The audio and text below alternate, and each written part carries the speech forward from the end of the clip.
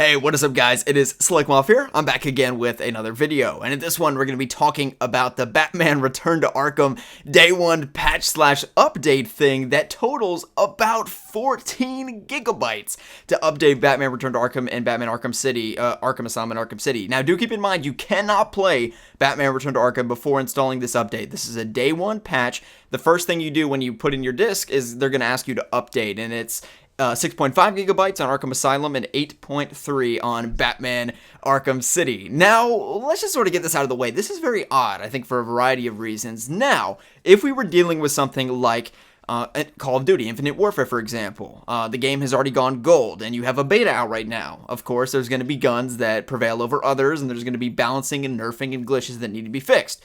So you have a Day 1 patch to remedy all those things and get the game where you want it to be, since the game right now, you can't edit it. It's in printing and everything else, so it's already being shipped.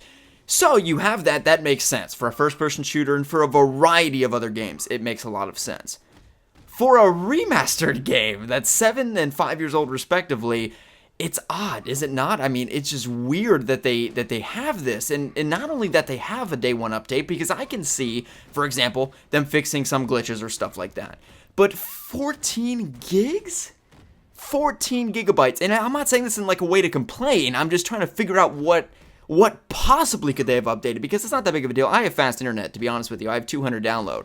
Now, my PlayStation 4 upload's kind of slow, or download's kind of slow. I don't know why, but anyway, I have a fast internet speed, so I'm not complaining about it because it's there. I'm dazed. What possibly could there be 14 gigabytes worth of things to edit? And I think it's maybe promising that there could be some additional content in the game, like a new area on the map of Arkham Asylum or Arkham City. I've always argued that this is what they should have done from the beginning, because people already have their Arkham Asylum and Arkham City on 360 and PS3.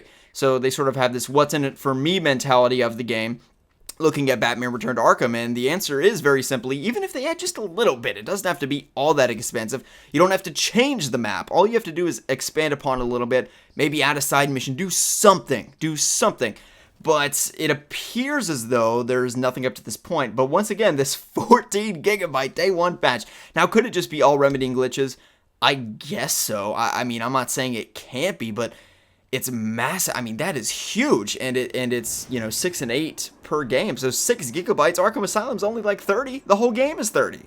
So, I mean, that is huge. You can't even underestimate it. And once again, this is not like an update to fix the power of the Batarangs. It's not like an update to like, oh, we're going to increase the length that the Batclaw goes. It's not something like that. I mean, the game is done. It's a remaster. What possibly could they be doing? I'm not going to get my hopes too high, but here's what I will say. It is promising, considering the fact that both games combined in size are 77 gigabytes, and we have a 14 gig Day 1 update on a remastered game that is 5 and 7 years old respectively. Updates can't remedy graphics, they just can't do it. They can add certain things to the game, they can remedy or patch certain things. I'm not saying that none of the 14 gigabytes is, sort of designated to fixing glitches or, tuning some things up.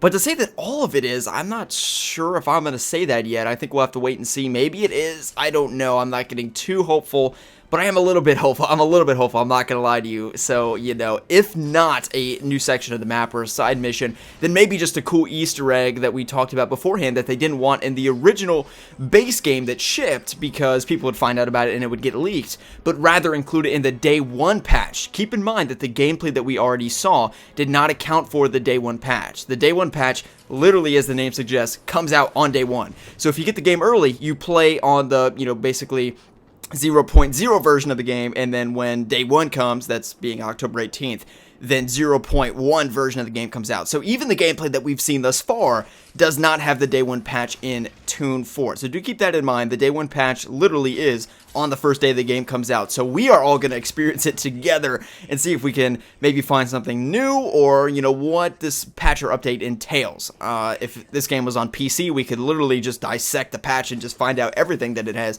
But since it's on console, it's going to take a little bit more digging if they did add anything worthwhile. So let me know your thoughts on this video in the comment section below. Considering the fact that both games combined are 77 gigabytes and the patch is 14, does that excite you? Does that maybe have you hopeful for what may be involved in Batman Return to Arkham, Arkham Asylum, and Arkham City in terms of new content or, you know, some cool updates or Easter eggs or anything that they could be adding? Let me know your thoughts on the comment section below. As I said, I am hopeful, but I'm not banking on it, and I think we should all have that mentality as well. We'll see you guys in the next one.